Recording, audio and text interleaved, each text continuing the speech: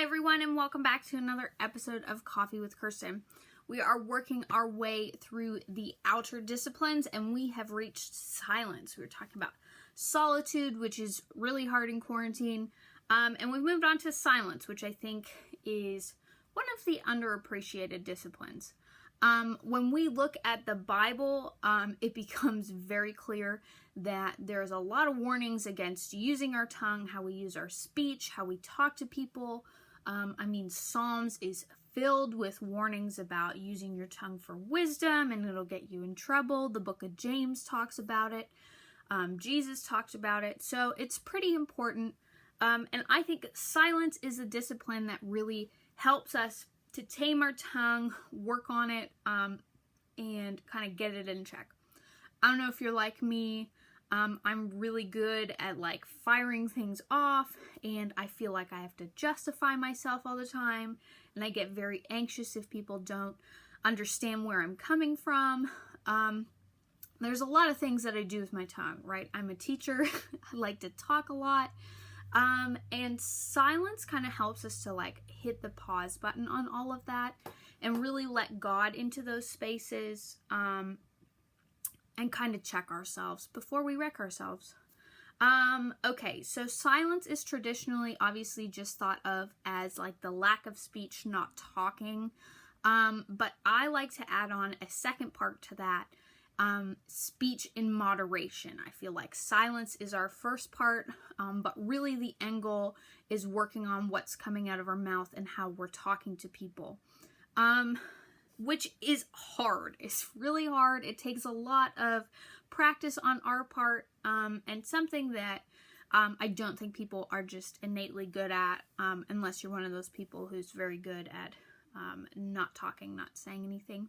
It's not me. Really hard for me to relate to. Okay, so silence, the absence of talking. We have kind of touched on this a little bit already with meditation, right? Because part of meditation is silence. And so we already know that silence kind of calms our heart, helps us to get into that space. But I want to start like at square one with silence. I think silence is something we're uncomfortable with.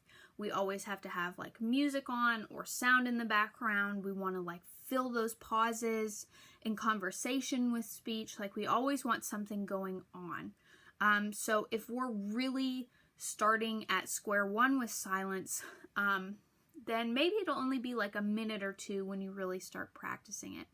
I know when I started practicing silence, like the mere thought of just like sitting still for 2 minutes, like, you know, I started at 1 minute. Like, I'm just going to sit in silence for 1 minute, nothing on, nothing. I'm not going to do anything.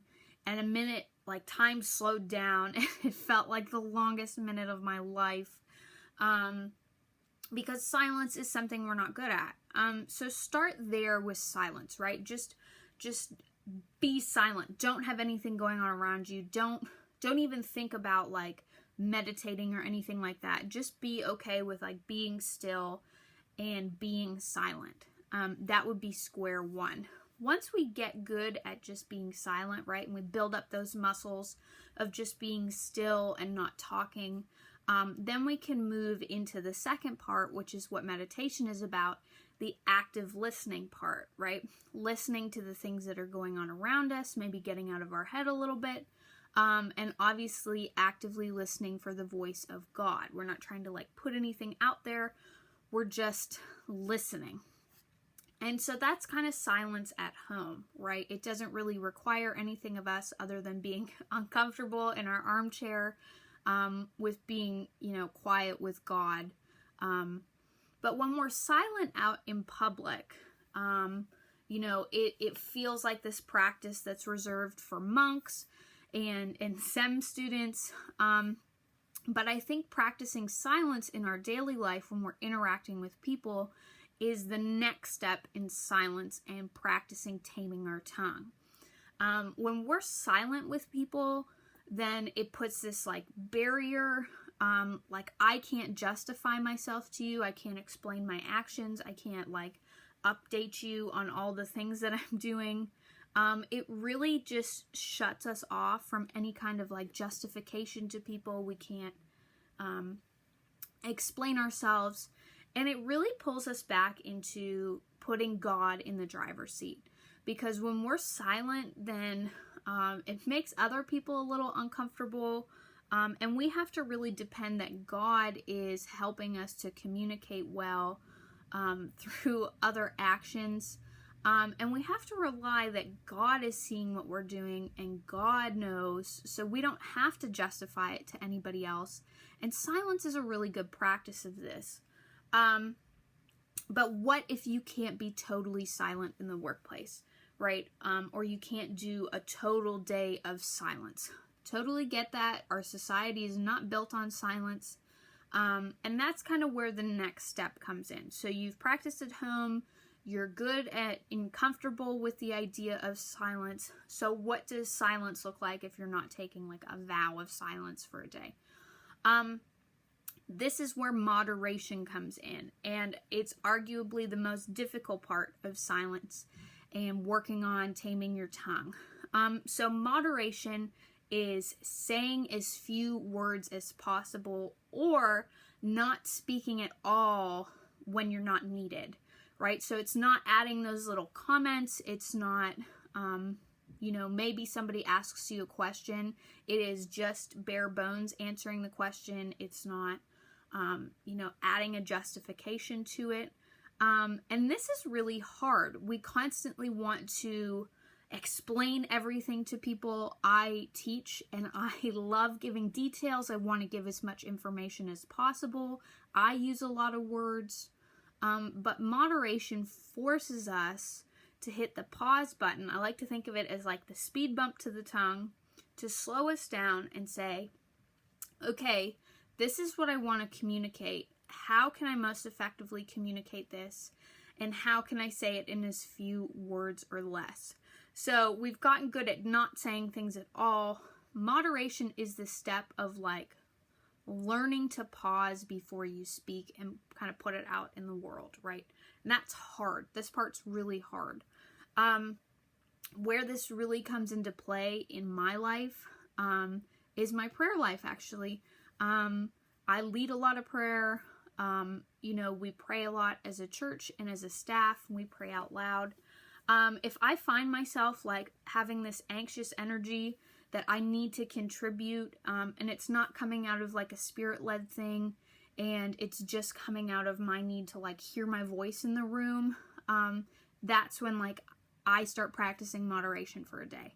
Then I say, okay, like I don't need to pray out loud because God knows my heart. God knows what I'm praying about. I don't need like my coworkers to hear everything that I am praying about.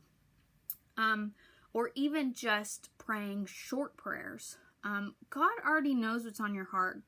And when you take time to pause and think really about those, like, what am I really praying about? What do I really want to say to God? He appreciates that. I mean, he likes the rambling too.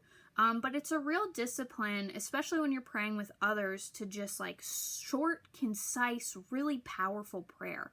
It has something to it. And so in the workplace, like that's what it looks like for me.